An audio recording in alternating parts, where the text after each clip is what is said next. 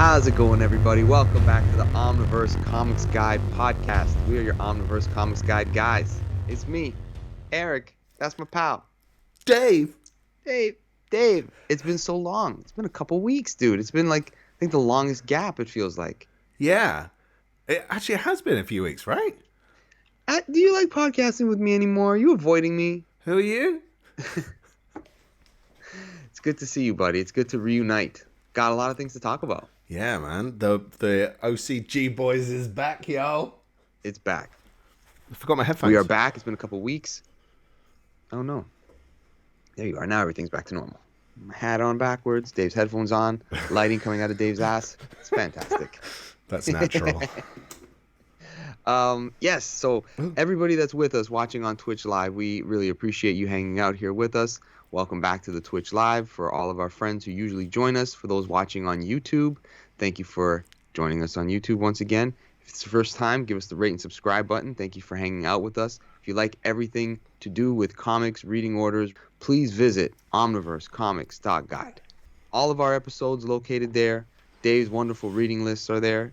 If you want to get into a comic book series and you want to know where it begins and what comes in between, what parts are missing, omniversecomics.guide, second to none. Shucks. It's deserving. So, Dave. Yeah, let's man. do with you, buddy. Let's do a little catch up. Have you been up to anything interesting? Reading anything? What's the last thing you read? I've been reading some Transformers. IDW. Okay. Bit of reread there. I know that everyone's really hyped on the Image stuff, but I've gone back and started reading the IDW stuff again. But probably partially inspired by seeing Transformers the movie. Transformers 1. Transformers 1 last weekend. How did you find it? I really liked it. That's great to hear, because you're like a real big Transformer fan. So yeah. I'm old, and you've done your reading throughout the years of every iteration of the brand in a lot of ways. Like you've done chunks deep, right? here and there, yeah. So for you to like a feature film, I think, feature films, when they're adapted into animation, I often find them to be a little bit more forgiving, because they usually stick to the source more faithfully. Like, it's like that. There they are. That's the character. Yeah. Just do that.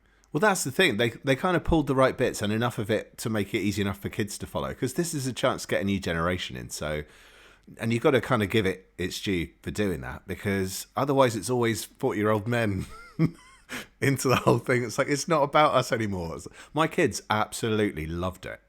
That's great. Absolutely loved it. And because they loved it and were so happy and so excited and going all the way through it, it just made it more fun.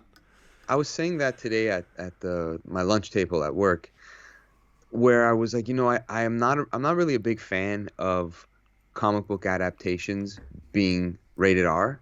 Like Transformers doesn't need to have an edginess that wouldn't be appropriate for kids to go watch. Like kids should always be able to watch that movie. Yeah.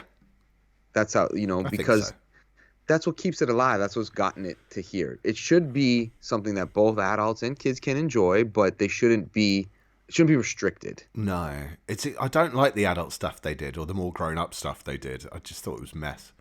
Yeah, after a while, it's just messy. So for December, you go first. Oh, you're a gent. Go ahead. Take it away, Dave. Okay, I'm going to open us up with Deathstroke the Terminator Omnibus Volume 1. Now, okay, all right. Talk to me about it. I'm not necessarily the biggest Marv Wolfman fan. However, I've literally just read the first appearance of Deathstroke for the first time in New Teen Titans number 2. Yeah. 1980. For a reading order that's coming up.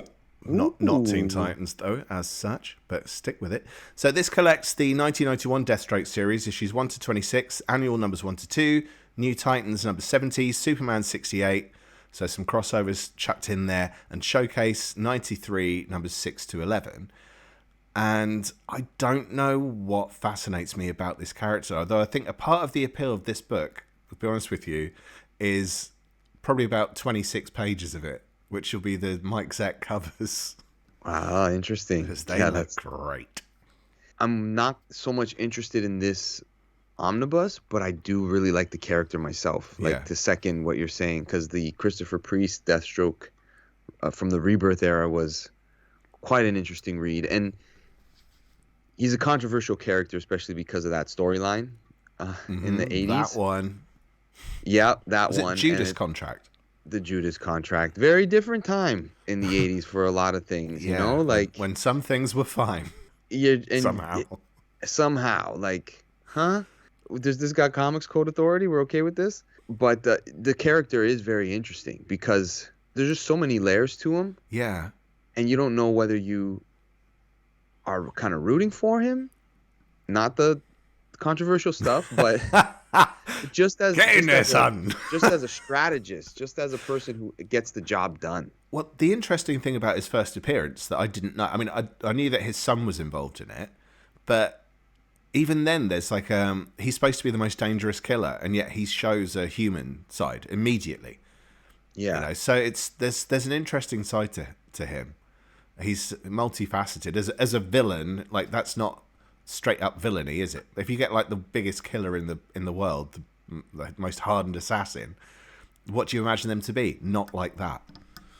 That's the interesting thing about Deathstroke, is that he's not a likable person. He's not a great dad, but then there's moments where he has that human side to him. You're just like, but it's just interesting to follow this character's story, their journey. Mm-hmm. Where did they come from? What made them that way? Yeah. And there's just a lot of intrigue surrounding him in so many ways. So yeah, it's like he's the one villain, I think, in DC that with his own title, like, I want to read it. I want to read the villain story of any great length. Yeah. Yeah, exactly. Like, I'll stick around with this guy for a long period of time, more than any villain that comes to mind. Uh-huh. Like, I would buy a whole even the New 52 Deathstroke series from Tony S. Daniel, just for the art, just for the action sequences. Yeah. Because I heard it's like crazy fights. Well, I picked that one up just because it looked kind of cool. But, yeah, but exactly. Also it's Deathstroke. I don't know what it is. It's just him. It's just there's something cool about it. But also, how do you root for that character? So with the Punisher, you kind of get it because at least he's killing bad guys, which makes everything fine. But this guy is a hitman. He's an assassin. At some point, he's going to be trying to kill someone that you're going to be going, not sure, not sure you should be doing this. Yeah, I think it's at the end of the day because he's just amoral. Yeah. And when it comes to his own interests, you see what lengths he'll go to for when he feels for something. Uh-huh.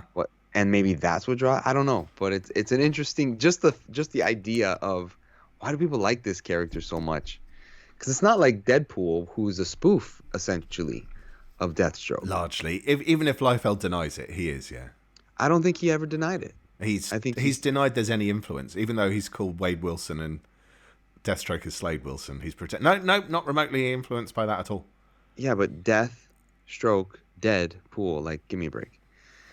Anyways, yeah, the humor aspect isn't, the spoofiness isn't there with Deathstroke. It stays quite serious every time you read him. Yeah, like, bodies are dropping. So I don't know, but you're going for this. I'm going for it. I desperately want it. It's oversized hardcover. It is 1,000 pages, McGovernor. And who's the main artist on it? It says the main artist is Steve Irwin. Yeah, and there's another artist on Art Nichols apparently as well, but I don't know if he's the inks. All right, I am gonna go with a DC omnibus myself for my first pick, and it's Batman, murderer turned fugitive. I don't know if you've read these issues yet or got around to them. Not yet. I read them years ago, and if memory serves, this is when the book bounces around with a few different writers, kind of like they were with the Superman offices. And Bruce Wayne has been framed for murder, so clearly it affects Batman's life. The way it affects him mentally, and the way that Bruce Wayne's name is kind of dragged into the mud in a way where it's almost like, how do I get out of this mess? In the second half, as he's a fugitive, he becomes the Batman strictly. And it makes such an interesting mental study of the character. Pardon me? Then does he have to catch himself? Bruce Wayne. Have you read these stories? No, not yet. I've not quite reached that point. But there's a Okay. brilliant video on YouTube by Salazar Knight who breaks down the storyline, the whole storyline. And I wasn't going to watch it, Okay. but he does such an interesting breakdown of it. I was kind of like, this is going to spoil it, but I'm going to watch it anyway. So if you do want to get a feel for the story before it starts, you can look at that. He's quite honest, though, and as a hardcore Batman fan, he's not necessarily a fan of how it works, but he goes into the history of how the Bat offices got into this point as well, and what they were what they were setting out to achieve. But I'm still desperate to read it because I had the two trades, because it was Bruce Wayne Murderer and Bruce Wayne Fugitive separately as two trades, but now it's the whole lot in one Omni. Yeah. So I mean, I wasn't there when these stories were coming out and seeing what the reaction was to them, but seeing as they were committed, because it is a pretty long period of time that the character's going through this, and what I liked about it when I read it retroactively was that it involves the Bat family in a way to, cover for, their leader, their patriarch, essentially, and seeing how they're all kind of what odds they're put at with each other over the issue, and then to kind of see the Batman completely take over the man. Like he's no, like, even he even tells them, like, constantly, even when he goes I'm to not the toilet. Bruce. Yeah, constantly. He's strictly Batman for I don't know for how long, but there's an intensity to it, and I think that during this time or that decade of time, there was always these you had Cataclysm and No Man's Land, where there was this prolonged period of time where the character and the family were going through like an era, like when this was happening. So this is kind of one of those spots in, the Batman story or the history of Batman where I guess, I don't know if key is for everybody, if that video was saying this hardcore Batman fan is kind of like hit or miss with it, but I thought it's pretty fun book to read. And it's all collected in one nice Omni. One nice 1,056 page Omni. It's a good story. I liked it. I really, really want to read it. All right. You're number 2. All right, mama. My number 2, my dude, is Yellow by J. Martin. Oh, okay. Sorry. That different kind of Martin, that one. Yeah, good call. Yellow by J. Martin, who did... Oh, there was one that you picked a little while ago, and it turns out he wrote that as well, which was Lost Boy. But it's a new graphic novel, essentially. It's not a reprint from a comic series, from what I can tell. It's 240 pages, paperback, and it's written and drawn by J. Martin. I'll read a little bit of the... hang on a minute, mate. I've got to get the old speckers. Right. Set in an alternate future amid a second civil war, wounded infantryman Nick Carson flees the battlefield and escapes across the wasteland of war-torn America. Branded a coward and marked for death, Nick's only hope is to get to the other side. His route takes him through a strange, ravaged country where power plants lay destroyed and once great cities have gone dark, and America at war with itself. It's probably not far off some commentary on something. Real life? Yeah. Yeah. But the art appeals to me. Things like the font choice and stuff, because designer knobhead, appeal to me. So like the way that they've got quite a gentle script title is really contrasting with the front cover of the silhouette of the soldier with his machine gun. There's like a softness to it, but this is about war. So I'm curious to see what kind of angle it takes on this. Sounds interesting. Yeah. And I like the point you make about the graphic design, like those little choices. When you see that they're so purposeful from the creator standpoint. Yeah. It is part of the engagement, right? To kind of judge these books by their cover. Yeah. That's what a cover's meant to do. So yeah. Even though they say don't by the cover you're gonna, aren't you? You should. Yeah. But that's from 100%. Dark Horse as well. So Dark Horse Comics, that one is from. So keep an eyeball out. All right. My number 2, it's the deluxe edition of Junkyard Joe from Ghost Machine, Jeff Johns, and Gary Frank on the art. They also worked on Geiger together, which is a really nice deluxe edition that ties in with the Junkyard Joe deluxe edition. It's the first stories that came out of Ghost Machine, the new imprint that they got going on. This is a really fun storyline. We talked a little bit about our top 20 last year. Did I mention it last year, Dave? Yeah, you did put it in your top 20, yeah. It did. Because it did come out. Because it was the trade paperback last year. That's right. Yeah. Okay, I thought so. So it's a really charming story of a man who fought in the Vietnam War, was part of a very specific platoon, and in his platoon there was a robot artificial intelligence that fought alongside them and protected them. And as he's gotten older, he started to, the storyline is that he wrote a comic strip for the rest of his life after he left the war about this guy that was with them in the Vietnam War, and it just felt like a cute little comic strip, right? But he was kind of really telling the story that he experienced, and it had gotten to a point where he wasn't even sure if it had happened or if it was just something that kind of came to him, having gone through whatever they went through back then. And the robot shows up on his door. He's like, "Oh my goodness, wasn't crazy, and now what unfolds?" Pretty cool. And it has a nice little tie-in with the Geiger storyline. Not a huge one, but enough where if you've read Geiger before this, it's a nice compliment to it. Because does excuse me, does Geiger happen afterwards? I think so. Okay. Yes. Geiger happens in the future from when this story is told. So I think as far as just first appearances go, it gives you a little bit of like, I've seen that guy before. Who is he? This tells you the story of who he is. Right. That sort of thing. So I'm currently catching up on some Ghost Machine issues that have come out this year, just to see where the stories what new stories they're telling, because they've got, other guys that are now their books are all ready to come out. And I've just started the Geiger series again. I haven't read yet. I'm in the first issue still, so I can't even say, oh, it's good. Still, the jury's still out. Is it? Have you read it? Yeah, I've read Geiger, but not read Junkyard Joe. Junkyard Joe, the appeal of Junkyard Joe to me is that it reminds me of G.I. Robot from DC, who's like mostly a pre-crisis character. So it looks like that's the inspiration, but then they've taken it in a whole other kind of direction. Okay. So who knows? It might well have been that Jeff Johns intended writing a G.I. Robot story at some point, and he's using it for this. For sure. Yeah, it could be. Very, very likely. Very likely. So far you're liking the new Geiger series? Yeah. Oh, well, hang on. A new Geiger series or the original Geiger series? The new one. Oh, no, I didn't realize. No, sorry. Oh, okay, I misunderstood. Okay, I thought I could get a little review from you. I'm in the first issue of the new series right now, so I haven't caught up to what's happening currently, but hopefully I could catch up, and maybe I could talk about it at the end of the year. I don't know. Maybe if it's good enough. It's got to be good. It's got to be good. It's a great book, great artist, great writer, great start to a new universe.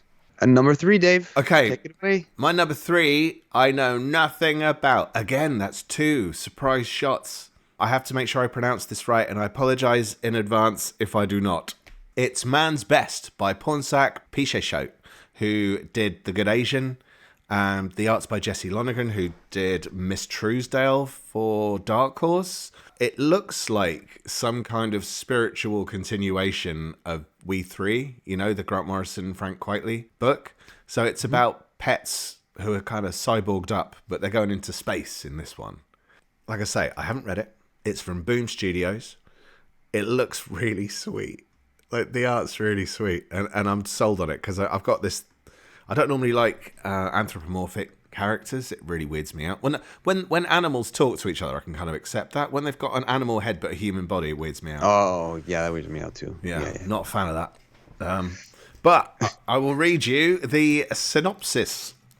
Let me bespectacleize myself again. Oh, fingerprint. Synopsi, please. Synopsifies. So, it's homeward bound in space in this epic, heartwarming sci-fi adventure from two of comics' brightest stars. Earth is finished, the resources are gone, but that doesn't mean the hope of a new home is lost. The Starship Horizon and its crew, along with Dr. Winters and the animals Athos, Porthos, and Lovey, search for a new planet until tragedy strikes. I'm actually not going to read past there, but their synopsis is massive.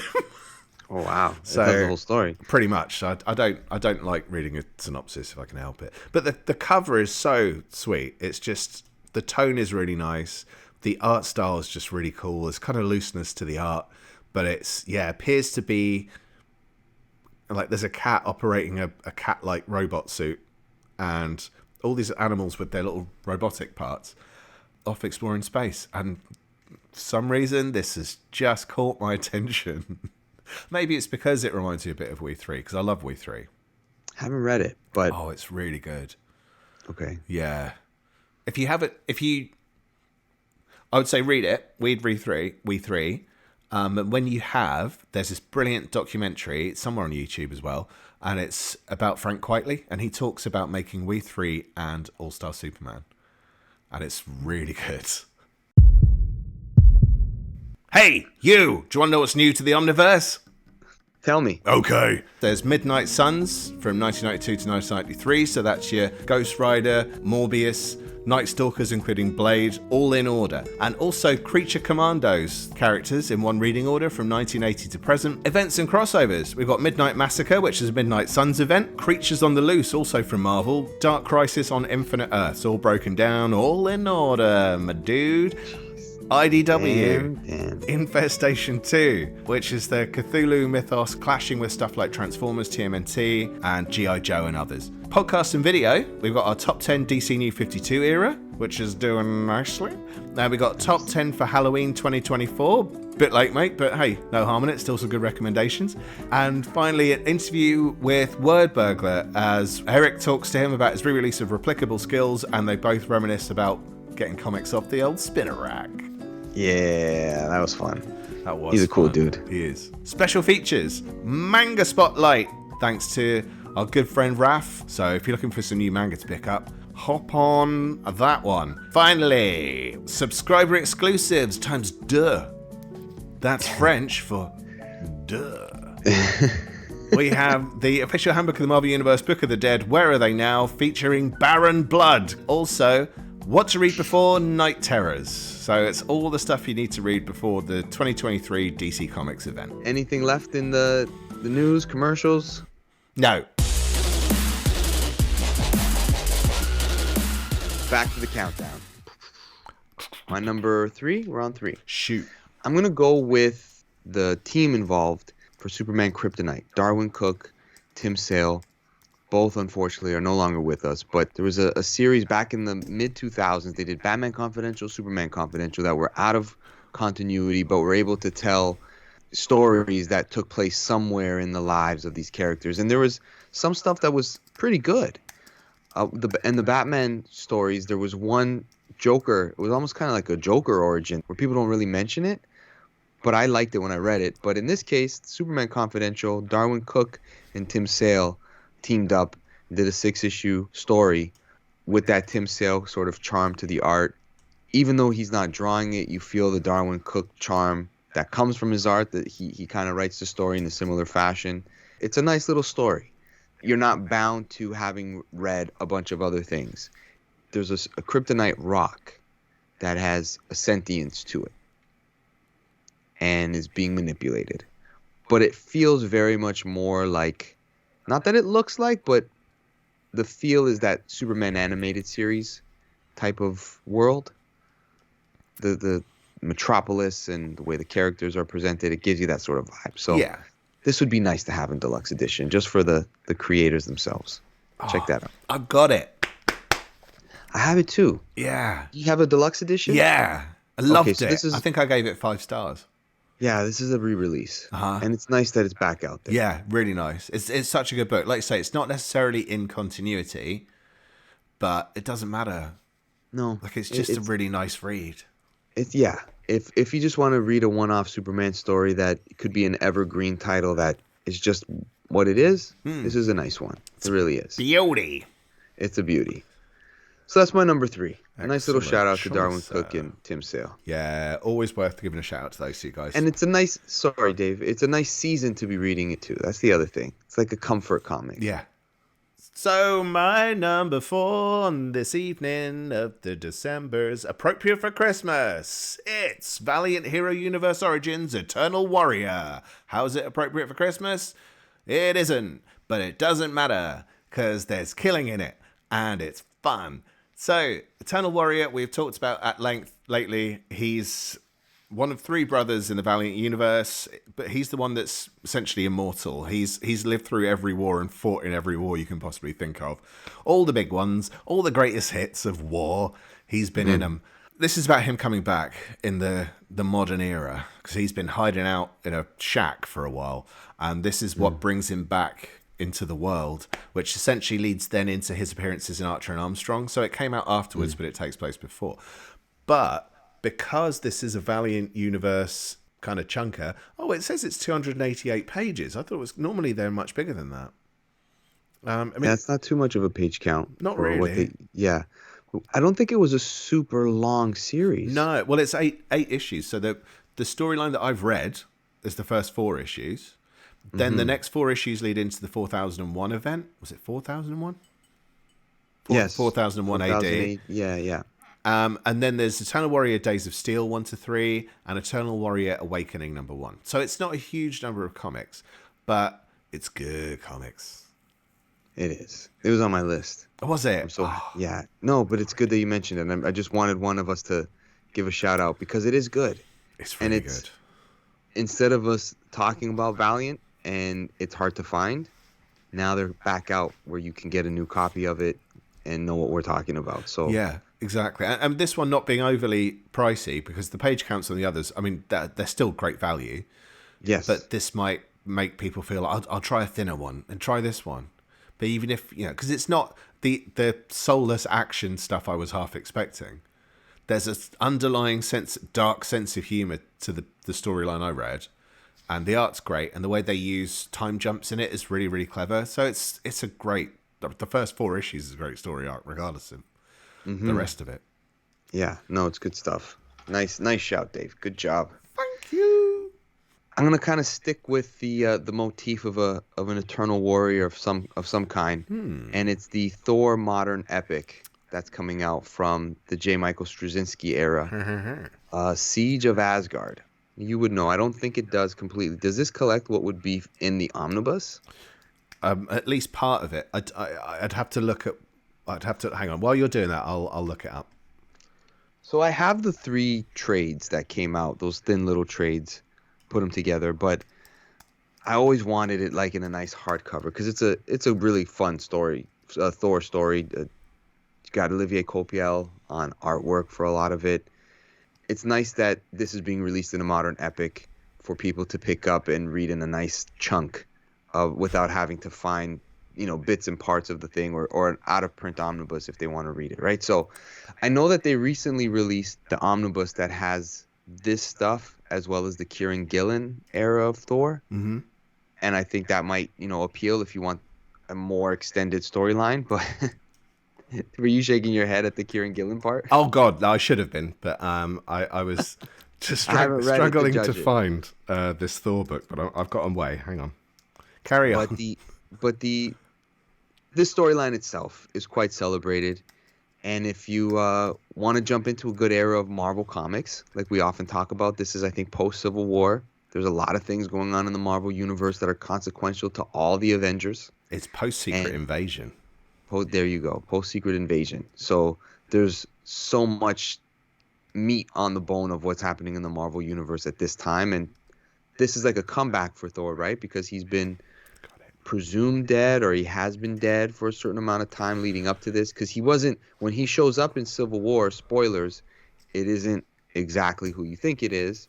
So this is him coming back in a way where why I say that is that this is kind of a fresh start for Thor. Yeah, it's essentially so between this and the previous epic collection, they make up the whole Straczynski run. Okay, so they've essentially taken the Straczynski omnibus and split it in 2 for these. Okay. Good to know. Lovely. All right. Dave, you're number 5. Okay. My number 5 is a bit of a surprise one, even for me. It's Hawkeye Epic Collection, Shafted. I'm sure they wouldn't have called it Shafted 10 plus years ago, but they've gone with it. They've called it Shafted. So this is 480 pages of Hawkeye all rightness. Why do I sound like I'm not that sold on it? Well, the thing is, I absolutely love the Fabian Nicieza 8-issue Hawkeye series, which was due to be an ongoing, and they cancelled it because of Avengers Disassembled, pretty much. Oh, I see. The sales may not have been there, but regardless, Avengers Disassembled was going to happen. I mean, it's a weird collection anyway. It's a 1994 Hawkeye 4-issue miniseries. The Hawkeye Earth's Mightiest Marksman 1998 one-shot, which came out around the time of the Busiek Avengers. And then it jumps ahead again to 2003 to the Hawkeye 8-issue miniseries by Fabian Caesar. Sorry, again. It also then includes... Fabian, our mate Fabes. And then Avengers 502, which is from Avengers Disassembled, so it's a key moment for the character. Not to spoil it for anyone who doesn't know. The Pulse number 10, which is a key moment in a different way. New Avengers 26 and 30. Young Avengers Presents number 6, where he meets Kate Bishop for the first time. And Hawkeye Story from Marvel Comics Presents 159 to 161. So it's a really random mix. But because I don't own those, I used to have the singles of that 2003 Hawkeye series. And I missed them. I was hanging on to them for ages, thinking that's fine. There'll be a trade when they do Avengers. They'll release a Hawkeye book. No sign. So I think this is the first time they've collected those issues. Possibly ever. I can't remember. I'd have to double check. But I really want them. Like the covers were really cool as well. The art on that series was by Leonardo Manco, who I'm a huge fan of as well. He did Hellstorm in the 90s. He did a Werewolf by Night miniseries that I loved that got cancelled as well. I've always been a big fan of his art style, but he always ends up on titles that don't seem to last because I guess they're the more experimental ones. Maybe that's a choice on his part. Don't know. Yeah, I wasn't familiar with the name, so I'm happy that you gave it because now I can think of some series that I might have seen it from. Yeah, okay, cool. You may well recognize some stuff, but some of it's more. He worked on a Deathlock series for Marvel as well, which of course it's doomed to fail because it wasn't the Deathlock we knew. They tried to introduce a new one, so yeah. But yeah, it's a weird mix. It jumps around through time, but personally, even though I haven't read those issues in a long, long time, I think it's worth it for those 8 issues alone. But 480 pages, you're going to get a bunch of other Hawkeye stories in there as well. Some better than others. Number 5 for me. You may have read this, so please feel free to talk about it. But it's Desolation Jones. Oh. Warren Ellis, J.H. Williams. Have you read this, Dave? Yeah, a long time ago. It was all right. Some people really rave about it, though. I've never read it, but the creative team, I'm a fan of both creators, and J.H. Williams' art is just always something to just to look at. What did you do now? How did you draw this? Just his paneling. So yeah, if for those that are listening, if you have read it, pardon me for going over the synopsis slightly, but from what I understand, it's about a former British intelligence agent who's kind of lost his marbles, or his best days are behind him. Now he's a private investigator living in Los Angeles. And his next job that he's been hired for is to locate the lost pornographic home movies of Adolf Hitler. What? I've heard the title. I've seen it. It just wasn't on my radar at all. And, I mean, I know Warren Ellis isn't popular to say that you're a fan of his these days, perhaps, or maybe that's changed, but I think his comics are good. Yeah, he's a great writer. He's a good writer. Yeah, so I'm going to just look at that pretty art. Those are my 5 for December. December's got a lot of good stuff coming out. There's a lot of good stuff. Almost 2 years, Dave. Omniverse is going to be 2 years old. You're right. Oh my God. Should we have a little birthday party episode? We should. Best birthday Christmas comics episode. Yes. Because we launched just around Christmas, I think. It was, yeah. I can't remember what date it was, but it was just before Christmas. 2 years, cool. Man. We're 2 years. Congrats. We'll celebrate. What are we going to do for our anniversary, guys? Where do you want me to take you? I'm going to think about it. Don't say on the dining room table, because that's just going to start rumors. Well, thank you, everybody, for joining us for another Incoming. We love doing these. We love hanging out with everyone. For those that are watching on Twitch, our usual suspects, thank you for joining us. You guys are the best. Everybody that's with us on YouTube, hit that rate and subscribe button. Give us a thumbs up. We appreciate it. And, of course, omniversecomics.guide. All the good stuff is there. The entire reading orders, the podcasts, reviews, you name it, we got it there. Dave? Yeah? I love you, buddy. Oh, I love you too, man. Always good to Aw. hang out. We're going to do this again soon, and we're going to be doing a character. No, sorry, a creator spotlight. Yes, we are. Yes. Stay tuned. All right, everybody. We'll talk to you soon. Bye-bye for now. Peace.